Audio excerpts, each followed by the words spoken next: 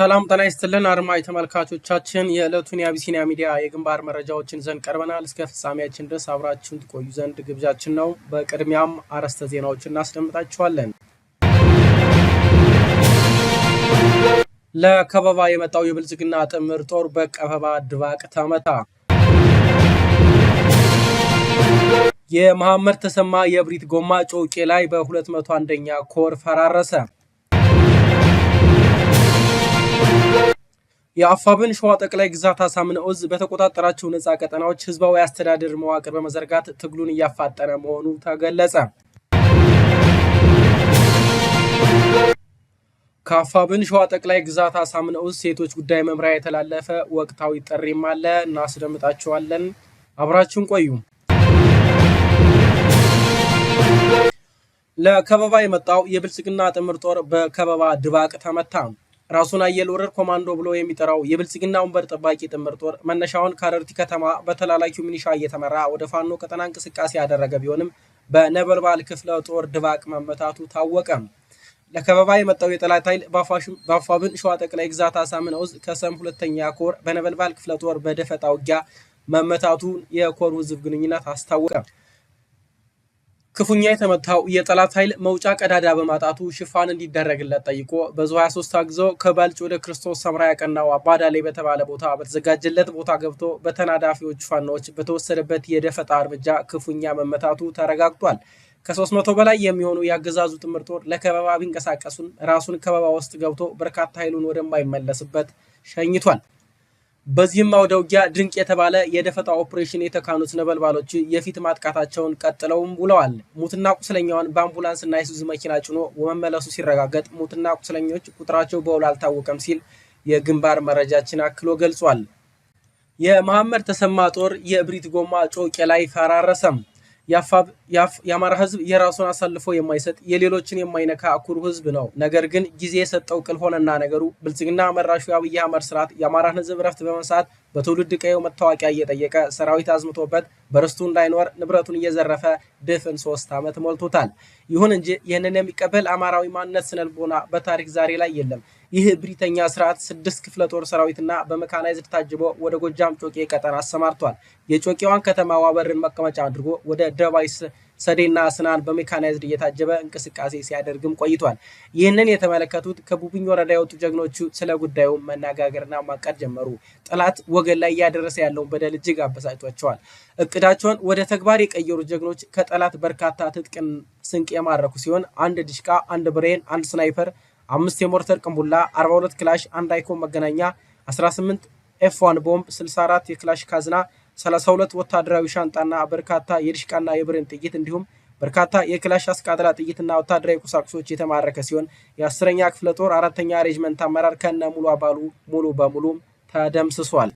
መረጃውን ያደረሰን የአፋብን ጎጃም ጠቅላይ ግዛት ቴዎድሮስ ዕዝ 201ኛ ኮር ህዝብ ግንኙነት ነው።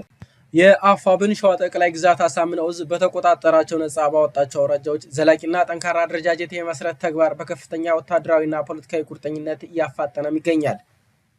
ይህ ህዝባዊ አደረጃጀት ከኩታ ገጠም የሆኑ ቀበሌዎች ያቀፈ የክላስተር አወቃቀር ለወታደራዊ ግብ ስኬትና ቀዳሚ ከመሆናቸውን ባሻገር የህዝቡን የዕለት ተዕለት የአስተዳደርና የደህንነት ጥያቄዎች በባለቤትነት ለመመለስ አልሞ የተካሄደ ነው ሲል የኮሩ ህዝብ ግንኙነትም አስታውቋል። የክላስተር ጊዜያዊ አስተዳደር የህዝቡን ነፃ ፍላጎት መሰረት በማድረግ የተከናወነ ሲሆን ጊዜያዊ አስተዳደሩን የሚመሩ ስራ አስፈጻሚዎች በመደብና ግልጽ የአስፈጻሚዎች መመሪያ በማዘጋጀት ህዝባዊ መዋቅሩ ሙሉ በሙሉ ስራውን እንዲጀምርም ተደርጓል ተብሏል። ይህ የተቀናጀ ህዝባዊና ወታደራዊ እርምጃ የትጥቅ ትግሉ ከወታደራዊ ድል ባለፈ የህዝብን ስልጣን ባለቤት የሚያረጋግጥ ነፃ አውጭነቱንና ዓላማ በተግባር የሚያሳይ ጥልቅ ምዕራፍ መሆኑን ተረጋግጧል ሲልም አክሎ ገልጿል። በስነ ስርዓቱ ማጠናቀቂያ ላይም የተመደቡት አመራሮች የተጣለባቸውን የትግልና የህዝብ አደራ በቅንነት፣ በታማኝነት፣ በእኩልነትና በነፃነት ለማገልገል በቁርጠኝነት ቃለ መሃላ መፈጸማቸውንም አክለው ገልጸዋል። የአፋብን ሸዋ ጠቅላይ ግዛት ህዝብ ግንኙነት መምሪያ መረጃውንም አድርሶናል። ከአፋብን ሸዋ ጠቅላይ ግዛት አሳምነው ዕዝ ሴቶች ጉዳይ መምሪያ የተላለፈ ወቅታዊ ጥሪ ያለ እንደሚከተለው እናቀርበዋለን። የአማራ ፋኖ ብሔራዊ ንቅናቄ አፋብን ሸዋ ጠቅላይ ግዛት አሳምነው ዕዝ የሴት አርበኞቻችን ላሳዩት ተጋድሎ እውቅና የሚሰጥና የአማራ ህዝብ እያደረገ ባለው ቀዶ ውስጥ ትግል የሴት አርበኞች ተሳትፎ በፖለቲካዊ ትጥቅ ትግሉ ያላቸውን ሚና እንዲያጠናክሩ የሚያበረታታ ከሴቶች ጉዳይ መምሪያ የቀረበ ወቅታዊ ጥሪ። የከበረ ሰላምታችን ይድረስ ለዘመናችን የእቴጌ ጣይቱ የመንፈስ ልጆች፣ ለቁርጠኛዋ የሴት የነጻነት አርበኛ የሸዋረገድ ገድሌ የቃል ኪዳን አደራ ጀግኖቻችን። እንደሚታወቀውና የታሪክ ድርሳናት እንደሚነግሩን ዓለም ስለ ጾታዊ እኩልነት በሚወራበት ዘመን የኛ የሴት አርበኞች ሀገር በመሪነት ደረጃ ይመሩ እንደነበረ አውቀን የእነሱን አርአያነት መከተልና ለአማራ ሕዝብ ሰላም፣ ፍትህና እኩልነት መረጋገጥ ሲባል በርካታ የሴት ገድሎች እየተፈጸሙ በደማቸው ወርቃማ አሻራቸውን እያሳረፉ በመሆኑ የአፋብኃኝ ሸዋ ጠቅላይ ግዛት አሳምነው ዕዝ የሴቶች ጉዳይ መምሪያ ታላቅ ክብርና ምስጋና በማቅረብ እንደሚከተለው መልእክቱን ያስተላልፋል። ታሪክ እንደሚመሰክረው የአማራ ሴት አርበኞች የጥንካሬ የጥበብና የጀግንነት ተምሳሌቶች ናቸው። በጦር ሜዳ ካሳዩት ሀገርን በማጽናት ቤተሰብን በማክበርና በማስከበር እና ባህልን ጠብቆ በማቆየት ረገድ የተጫወቱት ሚና የሀገራችን የጀርባ አጥንት ሆኖም ቆይቷል። ውድ ሴት አርበኞቻችን ዛሬ ላይ ሆነን ወደ ኋላ ስንመለከት እንደነ እቴጌ ጣይቱ ብጡል፣ አርበኛ ሸዋረገድ ገድሌ፣ አርበኛ ተናኘ ወርቅ ኃይለሥላሴ፣ አርበኛ አየለች እሸቴና አርበኛ እቴጌ መነን አስፋው ያሉ ሴት እናት አርበኞቻችን የከፈሉትን መስዋዕትነት የኛ ኩራትና የመንፈስ ጥንካሬ ምንጭ እንዲሁም አሁን ላለንበት የህልውና በማቆየት በሚደረገው ትግል የ50% ድርሻ የኛ የሴቶች መሆኑ እንዳለበት የሚያሳይ መሆኑ ነው።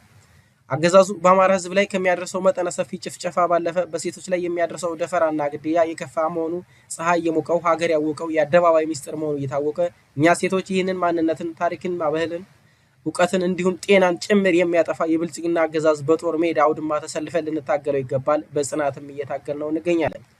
በትግል ሜዳ ያላችሁ የኔ ዘመን ጀግኖች እየሰራችሁት ያላችሁት ታሪክ ዛሬ ኩራታችሁ ለነገ ታሪክ ነውና በርቱ።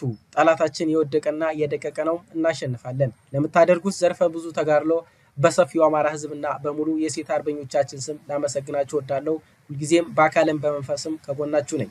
ውድ አርበኞቻችን እኛ ሴቶች በማይበገር ማንነት በፈተና ውስጥ ተስፋ ለመቁረጥና ለፍትህ መቆም የሴት አርበኞች መለያ ባህሪ በማድረግ መተማመንን በማሳየት አርበኝነትን ወደ ላቀ ደረጃም እናሸጋግራለን። ዛሬም እንደ ትላንቱ አማራን ከዘር ማጥፋት መታደግና ታሪክና ባህልን ከውድመትና ሀገራችን ኢትዮጵያን ከመበተን የእኛን ብርታት ትሻለች። አሁናዊ ትግል የአማራን ህልውና የማስከበር እንደ ህዝብ ከመጥፋት በህይወት ለመኖር ሲባል በጀግናው የአማራ ፋኖ ፊት አውራሪነት እንደ ህዝብ የምናደርገው ህዝባዊ ትግል ነው።